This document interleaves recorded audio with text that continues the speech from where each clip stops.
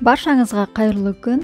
Бүгін сіздерге өте дәмді, өте тез дайындалатын және жеңіл салаттардың бірі крабовый салат дайындаймыз. Керекті заттарымызды описанияның астына жазып қойдым. Ең алдымен күрішіміз бен жұмыртқамызды пісіріп аламыз. Одан соң крабымызды 4 бұрышты етіп, яғни кубик қылып турап шығамыз.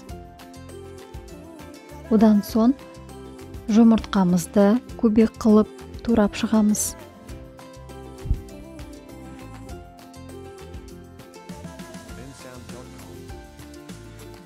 Үлкенірек осындай табамызға біртіндеп туралған заттарымызды саламыз.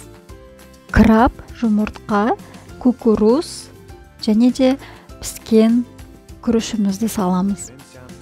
Ең алдымен бірінші жақсылап араластырып аламыз. Одан соң үстіне майонезімізді салып, тағы да араластырамыз.